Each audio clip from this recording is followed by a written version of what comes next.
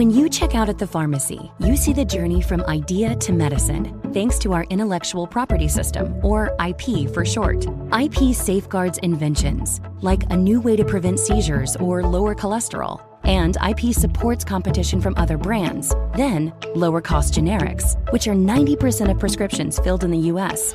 Innovation, competition, lower costs, thanks to IP. Learn more at phrma.org/IP works wonders. I can say to my new Samsung Galaxy S25 Ultra, hey, find a keto-friendly restaurant nearby and text it to Beth and Steve. And it does, without me lifting a finger. So I can get in more squats anywhere I can. 1, 2, 3. Will that be cash or credit? Credit. 4. Galaxy S25 Ultra, the AI companion that does the heavy lifting so you can do you. Get yours at Samsung.com. Compatible with select apps. Requires Google Gemini account. Results may vary based on input. Check responses for accuracy. Welcome to the Dispatch Podcast. I'm Jamie Weinstein. My guest today is Juan Williams. You know him from Fox News, where he is a Fox News political analyst and often the one liberal you might find on The Five or another panel show like that. He is also the author of the new book, New Prize for These Eyes, on what he sees as a second civil rights movement in America. And that is the main topic of our discussion. We talk about his book. I challenge him on parts of it, talk about DEI. At the end, I ask him a little bit about Fox News, what he would change if he was the head of it, as well as what he makes of some of his colleagues like Dan Bongino getting major jobs in this administration. Without further ado, and as always, I think you're going to find this episode interesting. Here is Mr. Juan Williams.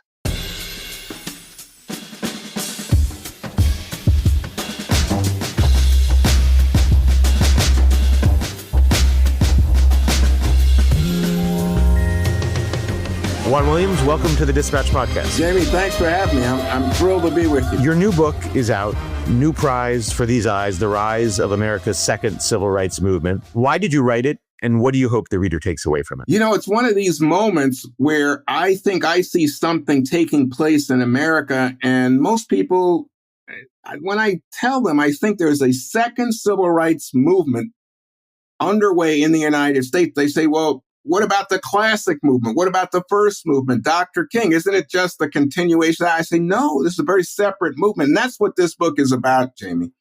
This book makes the case, in fact, that there is a second civil rights movement taking place that's having more impact than the first movement. And the way I try to make the case for people in simple elevator speech terms is to say, think back to the first movement, think back to Dr. King, think back to the Great March on Washington in 1963. You know, one day, 250,000 people. Fast forward, today, we saw in 2020 thousands of marches, not only around the United States, but globally, with millions of people all under the Black Lives Matter banner. And that's just part of this second movement that I believe is so important and so much a part of modern American history. And people have to tune into it so that they can understand the power of that movement and the power of the opposition. You write in the book, and correct me if I'm wrong here, but you believe it started with Barack Obama's 2004 Democratic convention speech. Why do you think it started there? And do you think Barack Obama would agree with you? Well, Jamie, I have no way to know if Barack Obama would agree or disagree. But what's clear is when people talk about a post-racial America, he agrees that that concept took hold after the speech. But what he doesn't agree on is that he was some post-racial president. Now, I think it's important for everyone who's listening to this Dispatch podcast to know the history here, because just as Jamie suggested, I think it starts with Obama's speech at the Democratic Convention in 2004, when he talks about this is not a Black America and a white America. This is not a Latino American, Asian America, liberal America, conservative America. This is America. We are the United States. And then he goes on to say his story as the son of an African immigrant and a white woman from Kansas wouldn't have been possible in any other country but the USA. And I think in that moment, I was there at the convention, people were just stunned to the point of elation because they hadn't heard, you think back to Dr. King, Jesse Jackson, Al Sharpton. Typically, the speech from a Black leader is about the grievance, the slavery, the discrimination, the anger on the part of Black America. Here instead was an optimistic, sunny even message coming from a Black leader. And it opened the door, the mental, psychological door even, to the idea that, we could get out of the same old stupid arguments that don't seem to go anywhere about race in America, and we could start having productive, optimistic talk about how the races can get along in a more and more diverse country. And of course, Obama, when he runs for president, his campaign signs simply say hope. I mean, it was such a positive message. And then when he's elected, again, just to reiterate this point, he says he's not only is he not a post-racial president, he says he's not a Black president, he's just the president. And he's a politician. He's not a civil rights activist. So for him, I'm not sure he would agree, Jamie, to your point, that it all starts there. But I think he would agree the whole notion of breaking beyond the first movement to open the door to the idea of post-racial America emerges in that moment. I'll tell you, Juan, I was surprised. I was in the time at the Daily Caller, mainly during the Obama presidency. And I was surprised that conservatives always said that he was, racialized things, that was a focus of him. I would say with the exception of, you could argue, the beer summit and a comment about the Trayvon Martin tragedy, he seemed to avoid race from my perspective. Right. So he's not. I mean, I think you're exactly right, Jamie. I think he avoided race and saw it as potentially a drag on his political fortunes if he became explicitly racial. So you mentioned two things that I think are key. After Trayvon Martin is killed by a volunteer security guard in Florida, and then that security guard is acquitted by a jury, what you hear from Obama is, if I had a son, he would have looked like Trayvon. And the reaction from white America was so negative. It was as if they said, well, wait a minute, I thought you said you were not the Black president. Now you're speaking as a Black man and you're racializing this incident. For Black people, it had been long ago been racialized. But now white America was like, wait a second, what are you doing? And he saw his approval numbers in white America go down. And then the second one that you mentioned, Jamie, was with Henry Louis Gates. That happened earlier, but Gates had a confrontation with a white policeman in Cambridge. And Obama said, how stupid of the white policeman to arrest a guy trying to get into his own house. And again, people said, wait a minute, I thought you said you were the non-Black, just president of the United States, but you are inserting yourself into this racial debate and you're taking the side of the Black guy over the policeman. Again, I think what's key from my perspective is if you look at Obama's approval numbers among whites, once that happens, and I believe that's early in his first term, his approval numbers with white America never again go beyond 50%. So it was a constant slide. And then as you approach the effort for re-election, he is quite explicit in saying, I'm not the Black president. I'm trying to be president of all America. And that was his effort throughout. But I think it cost him not only did it cost him at times with white Americans, it cost him with Black Americans, especially people who were activists who said, you finally have a Black man in the White House and he refuses to speak up about Black issues. And so, Jamie, you're right. I never saw him as any kind of radical in there. I saw him as a politician seeking more votes. You write that without Obama's presidency, you wouldn't have gotten Donald Trump. What did you mean by that? And was it worth it? Wow. That's a heavy one, Jamie. Worth it. Wow. Well, I don't think there's much doubt that there was a backlash to Obama's presidency, not just the presidency, but the idea of a Black man as president. If the consequences of Barack Obama presidency, for good or bad, produces whatever results from Donald Trump, was it worth having those 8 years as president? I wasn't trying to say was it worth having a black person as president. No. I understood what you were saying. I guess I took you in the best spirit. I didn't misinterpret it at all. No, I understand. But the question about is it worth it having a president and seeing the pendulum swing so broadly away from the kind of ideas and policies represented by Obama produce a Donald Trump, it would be hard to justify, because I think Trump is an absolute terror when it comes to so many issues, but especially so when it comes to American race relations. And I think that part of it is, in fact, you think about where Trump starts out politically, it's with the birther movement. He's on TV and he's saying that Obama isn't even a legitimate president, and suggests that he was born either in Kenya or Indonesia or something and wants to see Obama's birth certificate. And then, this is what I was thinking about earlier. If you look at Obama's principal legislative agenda and achievement, it would be the Affordable Care Act.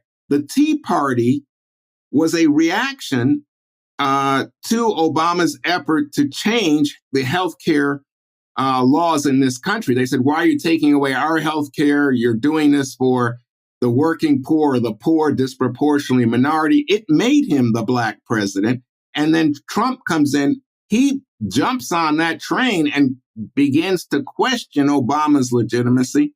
And then, of course, he runs against Hillary Clinton, Obama's former Secretary of State. So I don't think there's any question Trump is a reaction to Obama. Let me ask you about Trump. There was a podcast, at least I believe, I couldn't find it, but I remember it. So don't quote me on it. But there was a podcast around the time Trump either elected or was running. And I believe it was The Atlantic. I think Jeffrey Goldberg was interviewing Al Sharpton. That's my memory. I remember Sharpton, who knew Trump for many years and decades, knows Trump well, trying to frame Trump as understanding him not through a racist lens, but a racial lens in Queens, that he sees everything through racial kind of, he sees a Jewish guy with a kippah. There was a story of him going up during the campaign once and said, well, I'll be good for Israel. He just views everybody by their race and thinking that they have certain issues based on that. Is there a difference?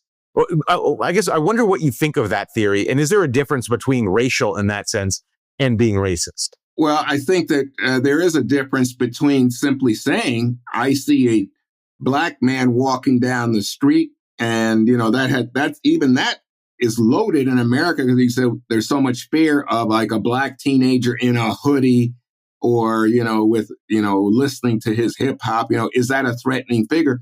Or, as you were pointing out, with Trump, he'll even see a Jewish person, with a yarmulke on and some, say, oh, I'm going to speak to you as a Jew, not as a human.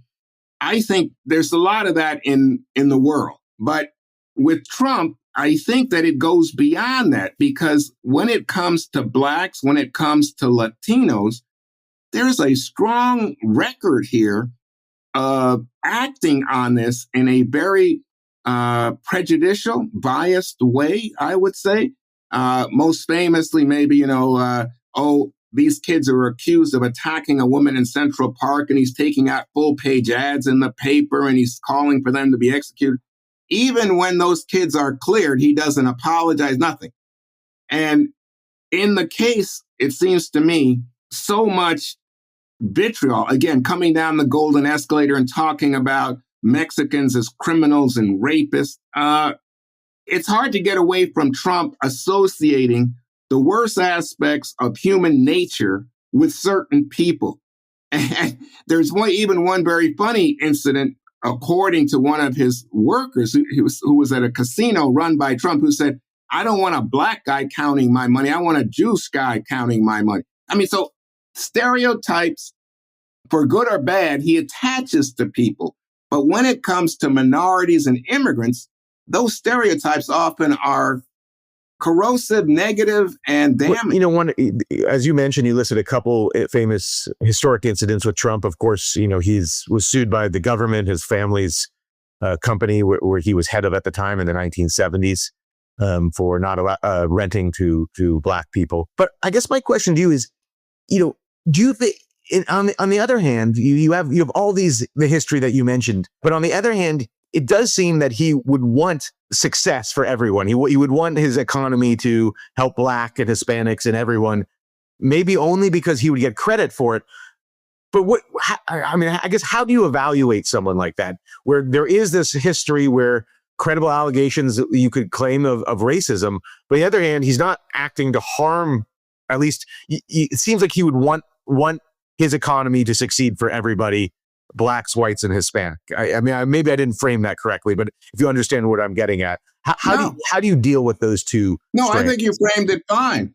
I understand, Jamie. But I will say this: he doesn't allow into the conversation the idea that for certain people, especially people of color, there are burdens to be born.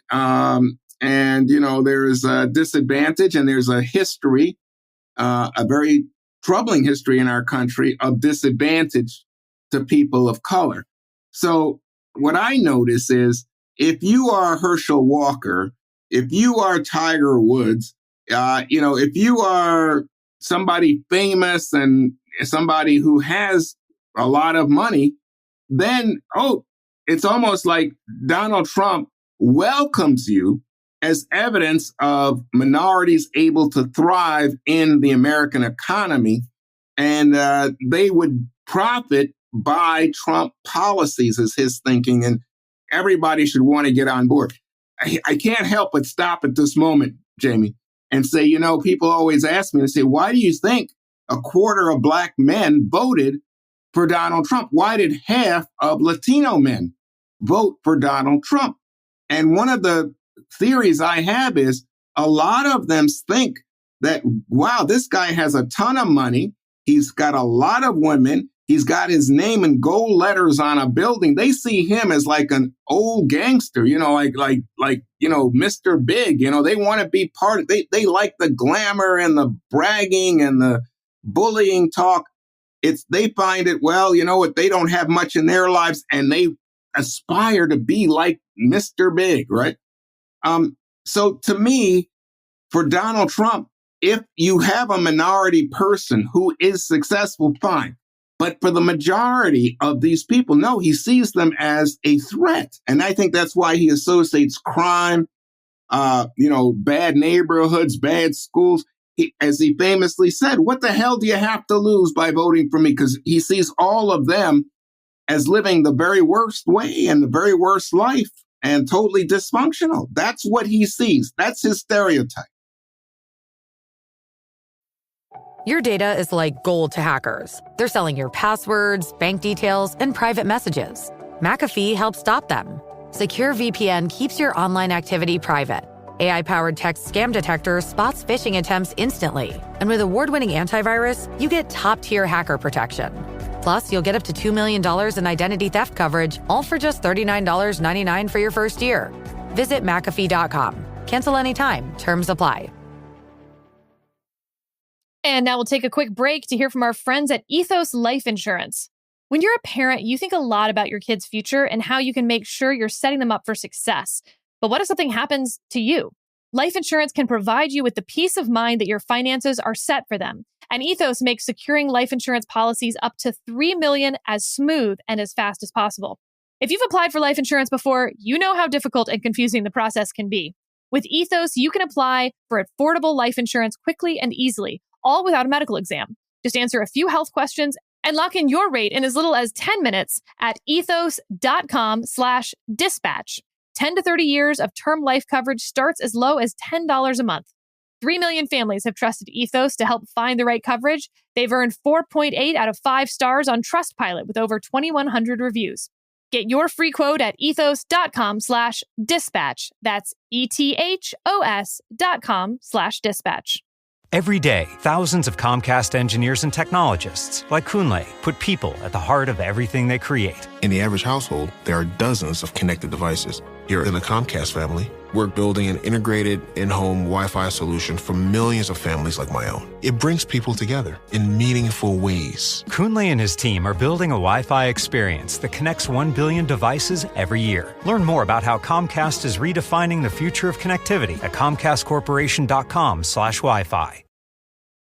Let me press you on some things in the book. You talk about DEI in the book, you defend it. My view is that I think that if we get specific at what is being taught in various schools, I think 90% of the country will agree, black, white, or otherwise. What do you see as DEI? When you say DEI, what do you view as what you're defending and advocating for? Well, DEI is simply about, to my mind, the inclusion.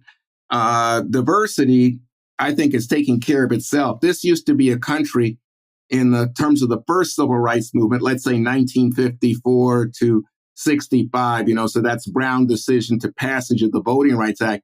You're talking, Jamie, about a country that was 90% white, about 8 or 9% black, just 1 or 2% Latino or Asian or something else. So it was an overwhelmingly white country. Today, as I'm talking to you, 2025, it's about a 60% white country, and blacks are not even the second largest group. The largest minority group is Latino. Asians, the fastest growing minority. It's a different country. So diversity is honest, and I think it's a reality. So the diversity takes care of itself. Equity is a big issue because still the case in terms of, money, wealth, education, power, in terms of political circles, it's overwhelmingly white. So equity is an issue, but diversity is taking care of itself. We can't help but deal with diversity. And I think part of the argument about DEI, as we hear from Trump, is that he doesn't want non-white voices in the conversation. And so when we talk about DEI, we're really talking about, well, who gets into a school? Should their race be an issue or consideration in college admissions? How about in hiring? How about in promotions? How about in terms of cultural representation? Should we have a female face in the picture or a black face and a Latino face? And I think this really leads into something that's kind of touchy, but what about in our school curriculums? Should a white child be told about the troubling history of, let's say, not only slavery, segregation, but, refusal to admit Jewish people fleeing a Holocaust? Should we tell them that story? Or does that just make that white child feel guilty about America's past? And so for Trump, it's like, yeah, we don't need that stuff. We don't want that. He is trying to, I think, sanitize so much of the history.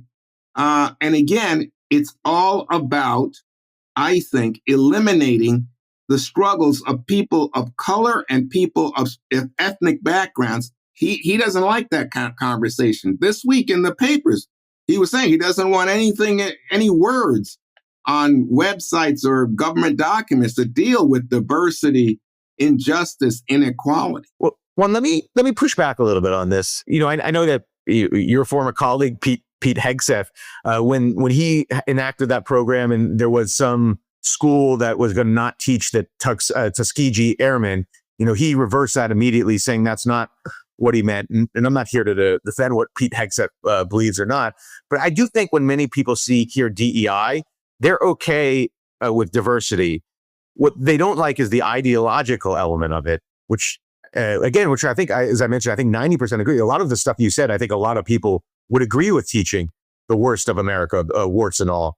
But what are your thoughts of, the person that was most associated as the ideological leader of DEI in the last several years was kind of the Ibrahim Kendi thought, things like there needs to be a Department of Anti-Racism with the power to veto local policies that they deem racist. Any disparity is proof of discrimination, that whiteness is inherently evil. I think a lot of people see DEI as an ideologically driven movement and not just merely let's promote diversity, because I think that would get widespread support as opposed to kind of the ideological element where people see DEI.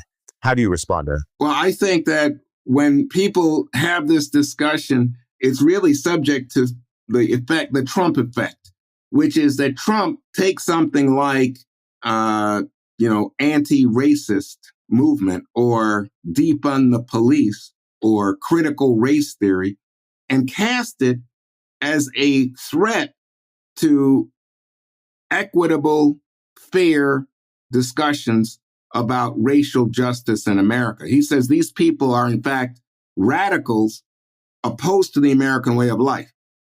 Now, when you talk about someone like Ibram X. Kendi, and he's saying we need to be anti-racist, and that I think he said that that anybody white or white people are evil. That to me is so extreme and ridiculous and stupid. I don't know where to even begin with it. I just don't feel that way. I've not my life experience. I just don't know. I can only imagine that he is doing that in a way as a rhetorical device to force people to confront the, day-to-day life and say, well, think about the advantage that you enjoy as a white person in America. And think about the fact that if your child was born, and you could pick the race, no one would say, oh, yeah, I think because I want my child to succeed, I want that child to be black in America. No, clearly, success, power, wealth attached to whiteness in America. So maybe that's what he's doing. But to me, it's self-destructive and, hurts his own argument to say stuff like white people are evil. That's craziness. And in terms of critical race theory, I think, Jamie, that there's, the idea that people should think about race in legal school, in law school, in legal circles, and its impact in terms of how we apply the law. I mean, that's not taught in elementary school or high school or even most colleges. But again, for Trump and for people who see this as a threat, they make it out to be like constant and everywhere. I think you're right. I think most people, if you ask them about the need for equity and diversity in our lives, in America that is such a racial mix, such a boiling pot, and an increasingly racially diverse America, they would say, fine, we do need to have discussions about race. And we need to all get comfortable because we are a unique place in the world in terms of our racial diversity. But the Trump effect is such that people then start viewing each other as enemies and don't want to have an honest discussion. They want to point fingers, and Trump politically benefits by all the finger pointing. And I'm not buying into it. Let me pinpoint it, though, Juan, because you mentioned, I think that even when you include Trump supporters, I think 90% of the country, maybe more, would agree with you that you should teach the greatest sin in America in history, slavery, and you should teach Jim Crow, and you should teach, as they didn't. I didn't learn in school, and it should be taught, Black Wall Street that burned down. But on the other hand, do you see what the rebellion is against DEI, the excesses that you see in some of these? You see them on Fox all the time. These diversity, administrators, most of whom are white. They get hired by these companies. They come and they teach, a lot of the Ibram Kendi type things that, white fragility, and that's not him, but that's, another one of those kind of schools of thought. Whiteness is evil, that Black people can't succeed.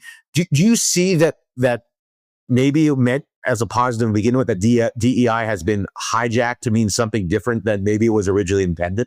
Yeah, I do. I think that, to my mind, what I see as the negative here is that there's a lot of people who I think go to extremes. And again, I think maybe there are people who are trying to get through to folks that the everyday assumptions and stereotypes that are in your mind need to be challenged. And that you have to be willing to open your eyes to the idea of inclusion, that previously people were not simply enslaved, but denied equal opportunity. And I would go in terms of education, job opportunity, certainly promotion. I mean, you look at the executive class in American society, it's a hugely white group of men, to be frank, not just whites, but white men.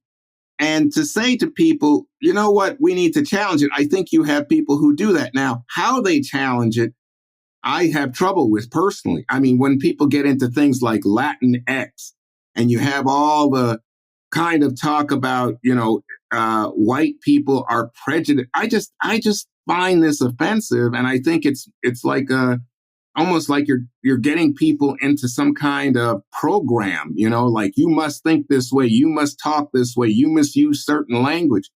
I think it is self-defeating. Remember I mentioned to you a moment ago, Jamie, this talk of defund the police.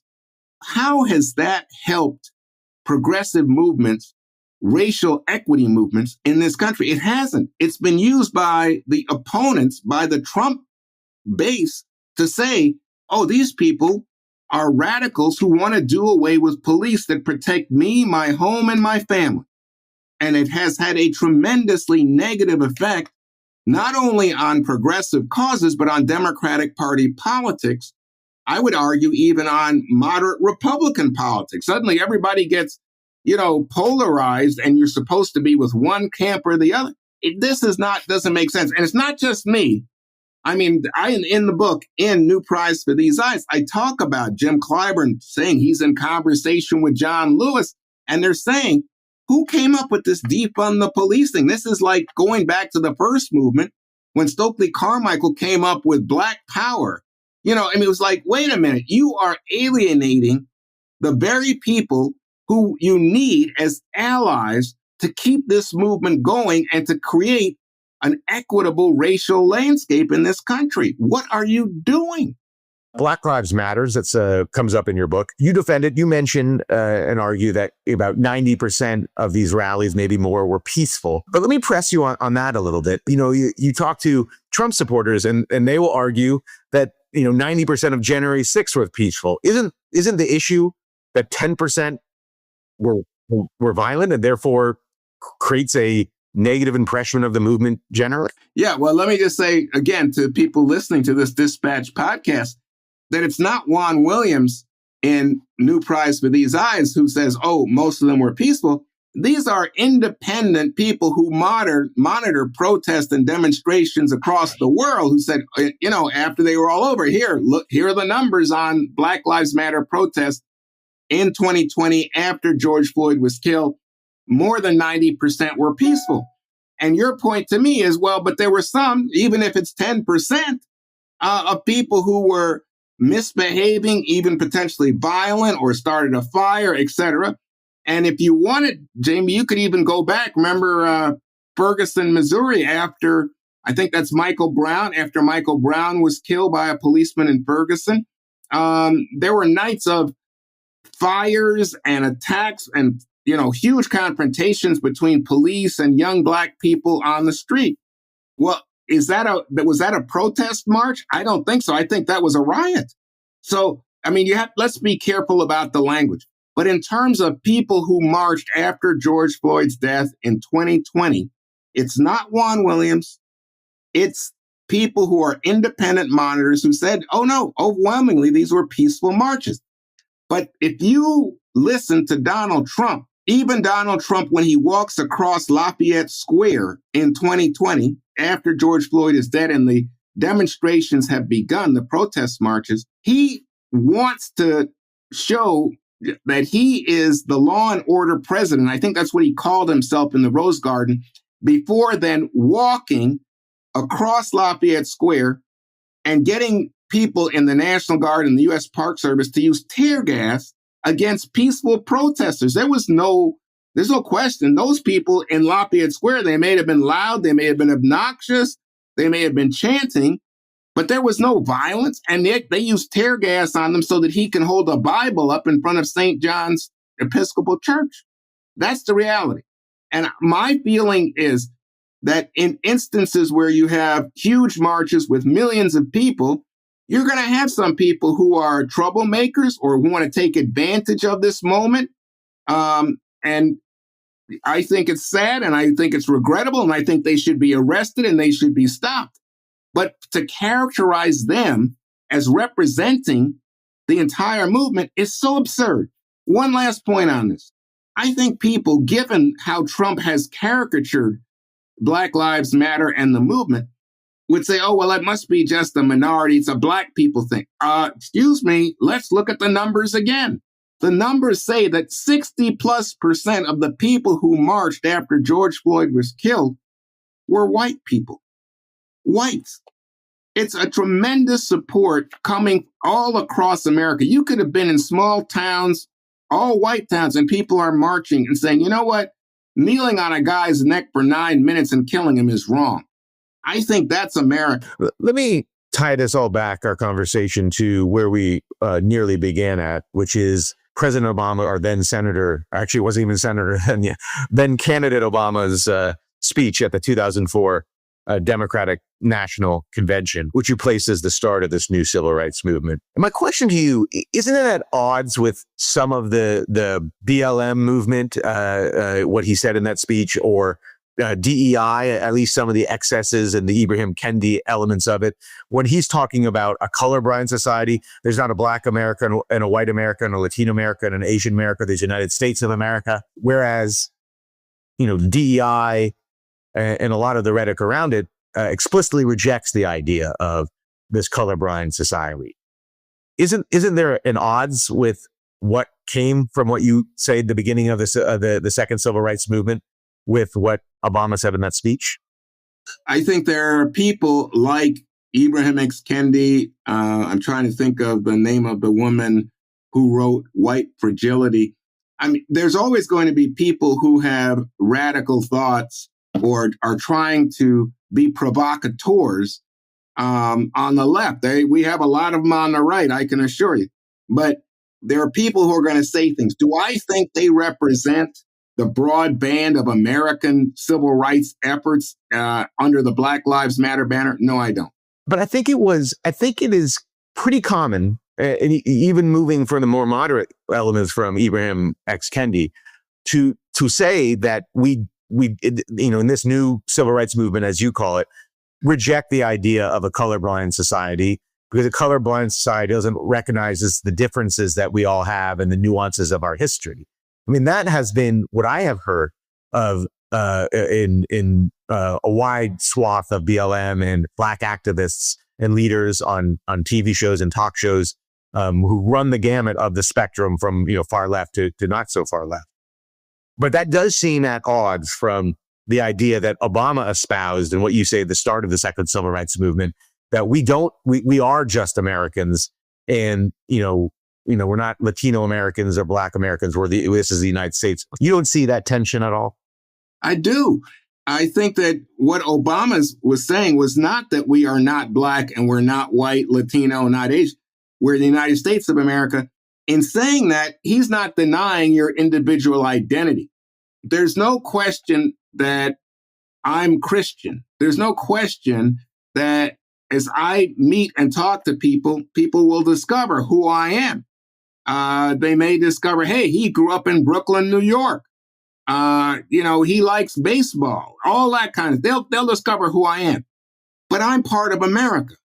And to understand that is about understanding the value of individual merit and individual experience in the grand melting pot that is the American experience. Now, I think something I keep picking up from you, Jamie, is that some people are insistent on saying you've got to recognize the Black experience in America, and that it can be off-putting to some people because they feel like you're not talking about being color blind, I think is the way you put it. You're talking about being color conscious. And then color consciousness would lead you in terms of human beings to say, well, white people are responsible for slavery and discrimination, and Black people were the victims of, and, it can lead you down this line of thought that is so difficult and polarizing. And I think take us back to what I would characterize as, sort of the thick mud, stuck in the dirt discussions that don't seem to go anywhere and don't lead us to a more positive, productive end. My feeling is, again, you could say, hey, Juan, you're a little bit of sunshine and I don't know what the, pink-colored, rose-colored glasses on this one. But my feeling is most people in the country recognize, and this is historical, by the way. I mean, when President Johnson signs the Civil Rights Act of 1964, he says, this isn't the end of this story. Black people come with a burden of history, the slavery that you described as original sin, America's biggest sin. But he said also the burden of lack of equal opportunity, beginning with education, but extending to jobs, extending to bank loans, family structure, having been devastated in so many ways. He was aware of this. And I think most people are aware of this. It's like me walking down the street, Jamie. Am I aware of the threat posed by the 17-year-old black kid in the hoodie? Yes, I'm a black man, but I know that for me, it's more likely that I would get shot by that black 17-year-old than by a white cop. And so I'm telling you, there's more violence in black neighborhoods. Do I want to ignore that? Do I want to say, oh, no, that's not politically correct for me to say, oh, there's more violence in black neighborhoods? That'd be stupid. I would be putting myself, my family, my friends in danger unless I was cognizant of this reality. But is that the basis for then discrimination? No, I think it's wrong. And I think if you talk to most people, they will tell you they are aware of racial difference, not in terms of saying someone can't do it. You can't be an astronaut. You can't be a math teacher because you're black, or you can't be it because you're a woman. They understand that historically there have been barriers, and that when we think about diversity and inclusion in this moment, we're saying we're opening the door to the best of America, regardless of gender, race, ethnicity. That's the struggle. This other stuff that plays so well among kind of the extremes, and that shows up in our conversations, especially, where provocateurs are valued on, so much of the websites that are so polarized. I don't think that's the real conversation about race in America. And it certainly isn't, given, as I said to you, that after George Floyd is killed, you're seeing the overwhelming majority of the people marching are white. What does that tell you? There's a lot of white people out there who say we got a problem here. Let me ask you, you mentioned, I think in this interview and in the book, that the second civil rights movement could be more significant than the first civil rights movement. The first civil rights movement obviously was extremely significant, and you can point to a lot of tangible examples of how it changed America in a positive direction. I wonder, what do you think of the successes of the second civil rights movement? What has it given us? Well, I think, let's start with the political terms, because you and I both follow politics, and this is a Dispatch podcast. So, you guys know a lot of smart political thinkers. But I mean, clearly, George Floyd happens in the middle of 2020, which is an election year. And I think that it really, it doesn't go well for the Donald Trumps of the world in terms of his behavior, his reaction, all that. I think it really pushes a lot against Donald Trump in the 2020 election, which is won by Joe Biden. And then, of course, Donald Trump claims that election was fraudulent and there was voter, misbehavior, especially in big cities with heavy minority populations. I could go on. But you can see that there's a racial element there. So in essence, I think it stopped him at that juncture from having a second term. The second thing to say is, if you think about someone like Stacey Abrams, again, in that very period, she is fighting against voter suppression down in Georgia. And what comes out of it? Well, you get a Jewish senator from the state of Georgia, and you get a black U.S. senator from the state of Georgia. Again, I think that's very concrete and real result of people aware of a second civil rights movement. And then you think about the Supreme Court, and you think about Ketanji Brown Jackson, get a first black woman on the Supreme Court. Again, I think these are sort of concrete, tangible results. But I think there's something more at hand, which is, I mentioned to you before, we've never had such a diverse population here in this country. I think you see in terms of advertising, I think you see it in terms of, our dramatic, comedic fare. The way that we think of our world today in America is more diverse, more inclusive than ever in the history of the country. And I think Black Lives Matter is part of that effort. And I think that Trump doesn't like it. I think literally Make America Great Again is an effort to take us back in time. It's sort of a nostalgia trip. Oh, yeah, we're going to have these Confederate monuments. Yes, we're going to have discussions about race, but it's all with white voices and white male voices who are the determinative actors. We don't like the idea that you have these Latinos and these Blacks and these Asians who have voice and they're telling us what they think. And these women, oh my God, these women have their own opinion.